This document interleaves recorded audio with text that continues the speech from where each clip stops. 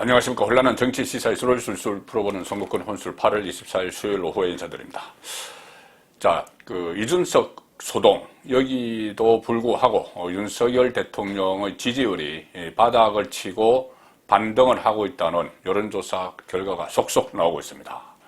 이 갤럽, 리얼미터에서 여론조사, 지지율 조사에서, 그러니까 국정수행, 긍정, 부정평가 조사에서 긍정평가가 지금 오르기 시작했다는 조사 결과가 나왔었죠. 자, 바닥을 치고 반등을 하고 있다는 집계가 속속 나오고 있는데, 자, 이렇게 되니 좀 민주당이 상당히 초조해지는 것 같습니다. 윤석열 정부 집권 초반에 지지율이 떨어지니 또 이준석이 그렇게 또 소동을 일으켜주니까 환호성을 질렀죠. 사실상 환호성을 지르고 박수를 치고 그리고 계속 지지율을 떨어뜨리기 위해서 여러 가지 시도들을 하고 했는데, 자, 민주당이 지지율 반등에 초조해진 표시가 나오고 있습니다. 일단 두 가지를 지금 추진을 하고 있는데, 하나는 이 윤석열 대통령의 약한 고리라고 본인들이 간주하고 있는 김건희 여사에 대한 공격을 아주 심하게 다시 시작을 했습니다. 그리고 또 하나는 이 강적 민주당 169명 국회의원들이 당하지 못하고 쩔쩔매는 한동훈 법무부 장관을 윤석열 정권이 있는 이 서울에서 격리하는 그런 전략을 구상을 하고 있는 것 같습니다. 자, 이것은 잠시 후에 소개를 드리고, 일단 RN서치 오늘 여론조사 결과가 나왔는데, 이 윤석열 대통령 지지율이 2주 연속 상승을 했습니다. 특히 서울, 이 민심을 대변하죠. 전국 민심을 대변하는 서울, 그리고 부산, 울산, 경남에서 40%대로 올랐었습니다.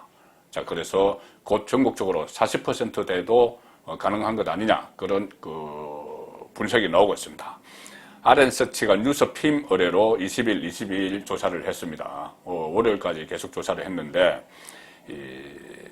국정수행 지지도 33.7%, 지난주보다 3.5%가 올랐습니다.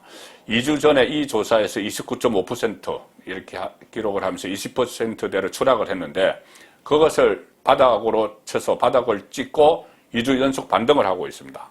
부정평가는 63.7%, 또 2주 연속 하락을 했고 3.9%포인트 지난주에 비해서 하락을 떨어졌습니다. 서울에서 40.2%가 나왔는데, 서울에서는 이 보수층의 결집뿐이 아니고 중도층, 대선 때 윤석열 대통령을 찍었던 유권자들이 다시 좀 지지세로 돌아서는 그런 모습이고, 부산, 울산, 경남에서도 40.3%가 나와서 지난주보다 6.8%포인트나 올랐고, 서울도 11.3%포인트나 올랐습니다. 자, 이렇게 되니까 말씀드린 대로 초조해진 것 같습니다. 이 민주당이 초조해져서 우선 김건희 여사, 김건희 리스크를 다시 덜 주면서 이 공세 초점을 다시 맞추고 있는데, 대선 때도 이 윤석열 후보를 공격하는 것보다 오히려 김건희 대표를 공격하는 그 빈도가 더 높았죠. 그만큼 약한 고리로 생각을 하는 겁니다. 지금 또 윤석열 대통령의 지지세가 반등으로 올라서니까 이 김건희 여사를 공격을 하는데, 여기는 목적이 또 하나 있습니다. 뭐냐면은 어제 경찰에 소환됐죠. 이재명 당대표 후보의 부인 김혜경 씨, 이 경기도청 법인카드 유용 혐의로 경찰에 어제 소환돼서 곧 기소가 될 텐데, 자, 그런 김혜경 리스크를 또 덮기 위해서 이 김건희 리스크를 가지고 오는 겁니다. 그냥 이 말로만 하는 것이 아니고 상당히 주도 면밀하게 하는데, 뭐냐면은 민주당의 김용민이라는 의원이 있죠. 김용민이 이 김건희 특별법을 어제 발의를 했습니다. 김건희 특별법. 22일이면은 그제 발의를 했네요. 그제 발의를 했는데, 이게 뭐냐면 도이치모터스 주가 조작 의혹 등에 대한 특별검사 임명을 핵심으로 합니다. 특검 임명. 도이치모터스 주가 조작은 지금 다 수사를 하다가 거의 혐의점이 드러나지 않은 건데, 이걸 다시 또 파겠다는 겁니다. 특검 임명. 이 다수당으로서 이것을 밀어붙이겠다는 거죠. 그리고 여기는 또 김성원, 황운하, 양이원영 이런 철험의 이 민주당 안에 뭐 극단주의자들 모임이죠. 철험의 소속 의원들이 같이 이 발의자로 이름을 올렸고, 꼼수 탈당을 했던 무소속 김형배도 공동 발의자로 이름을 올렸습니다. 그러니까 조직적으로 추진을 하는 거죠. 김용민은 어제 페이스북에서 이렇게 씁니다. 법사위원장을 넘겨줘서 난항이 예상되지만 패스트 트랙으로 지정해서라도 반드시 통과시켜야 한다. 그때 이 공수처법 이런 거 패스트 트랙으로 해서 무리하게 몰아붙였죠. 다수당의 행포였죠. 그걸 다시 하겠다는 겁니다. 진성준 민주당 원내수석 부대표는 라디오에 나와서 김용민 의원이 특검법을 발의했는데 상황에 따라 당론화될 가능성도 배제할 수 없다. 169명 전 의원이 나서서 김건희 특별법을 만들겠다는, 자, 이런 거의 뭐 다수당의 행포인데, 사실 지금은 특검을 하겠다. 이 안에는 여러 가지가 있습니다. 주가 조작, 도이치모터스 외에도 논문 표절, 뭐 이런 여러 가지 의혹들이 있는데, 이것은 대선 때 다 걸러졌던 거죠. 걸러졌던 거고, 윤석열 정부 출범 후에 100일 동안도 가만히 있다가 갑자기 현 정부의 지지율이 반등세로 올라타니 이것을 꺾기 위한 찬물을 끼얹겠다는 뭐 이런 전략으로 해석이 가능합니다. 지금 우상호 비대위원장은 라디오에 출연해서 이런 이야기까지 했죠. 저희 입장에서는 특별감찰관 없이 김건희 여사가 계속 사고를 치는 게 더 재밌다. 여러 유형의 영부인을 봤는데 이분은 굉장히 특이한 스타일 같아. 남편인 윤석열 대통령도 통제를 못하는 것 같아. 이런 말도 서슴지 않을 정도로 지금 김건희 여사를 막 앞세우고 있습니다. 이 본심이죠. 민주당 입장에서는 특별감찰관이 있으면 이 견제를 하고 통제를 하니까 그거 없이 김건희 여사가 그냥 놔둬서 계속 사고를 치는 게 더 재밌다. 근데 실제로 사고를 치는 게 아닙니다. 사고를 과거에 뭐 이런 것들을 덜쳐내면서 프레임을 세우는 거죠. 계속 사고를 친다.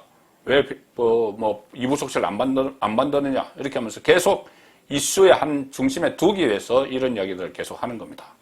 자, 이것도 김건희 리스크, 이 프레임을 계속 씌우는 것도 지지율 반등세와 무관하지 않다, 그렇게 봐야 되는 것이고, 자, 한동훈은 가장 무서운 적이죠. 민주당에게. 한동훈. 이 금수완박, 이것을 완전히 시행령 가지고 무력화시켜 버렸습니다. 그래서 금수원복, 검찰 수사권 원상태로 복구, 이런 이야기까지 나올 정도로 한동훈 혼자서 지금 하고 있는 겁니다. 그제 끝난 법사위에서도 또 민주당 의원들이 판판이 깨졌죠. 169명 민주당 의원들이 당하지 못하는 그런 한동훈을 어떻게 할까 고민하다가 민주당이 선택한 것이 일단 이 중앙 정치권에서 좀 분리시키자. 저 지방으로 내쫓자. 그 전에 문재인 정권을 수사를 할 때 막 지방으로 자천시켰죠. 부산 고검으로 자천시키고 뭐 법무연수원 가고 막 이렇게 했는데, 자, 법무부 장관이니까 그렇게 할 수도 없으니까 그러면 민주당 다수당의 힘으로 할 수 있는 게 뭘까 고민하다가 한동훈 유배법을 만든다고 합니다. 속칭 한동훈 유배법 이렇게 표현이 되죠. 뭐냐 하면 김영배 의원이 이건 또 나섰는데, 법무부와 여성가족부를 법무부만 혼자 하나만 하면 그러니까 여가부를 세종시로 이전하는 행정수도 특별법을 발의를 했습니다. 세종시로 법무부로 옮기자. 지금 가천에 있는 걸. 법조계 일각에서는 그래서 이거는 사실상 한동훈 유배법 아니냐, 한동훈 법무부 장관 힘 빼기 차원 입법 아니냐, 이런 분석이 나오는 거죠. 물론 거기 갔다고 해서 세종시에 갔다고 해서 뭐 법무부의 위상이 약해지거나 이런 건 아니지만, 아무래도 물리적으로 이렇게 뭐 대통령실과도 좀 멀리 떨어져 있고, 그렇게 하면은 좀 그 공간에 제한이 있겠죠. 그래서 일단 저를 멀리를 보내놓자 이겁니다. 김용민은 이 법안에 대해서 이렇게 이야기합니다. 김건희 특별법 만들겠다고 했던 그 김용민, 한동훈 장관을 겨냥을 해서 오늘 라디오에서 해임 건의를 넘어서서 탄핵으로까지 가야 되는 거 아닌가 생각하고 있다, 이렇게 주장을 했습니다. 국무위원 탄핵 발의를 할 수가 있죠.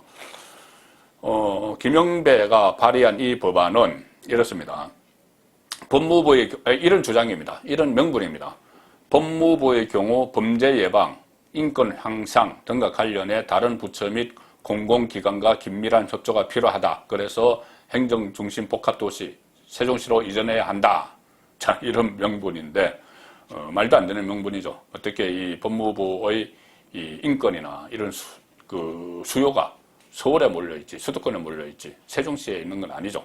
자, 그래서 이런 명분을 내세워서 일단 한동훈을 유배시켜놓고 보자.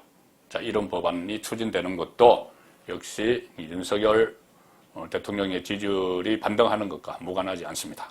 자, 그렇게 되면은 또 한동훈이 어떤 식으로든 이 반격을 할 텐데 그 내용은 아직 나오지 않고 있습니다.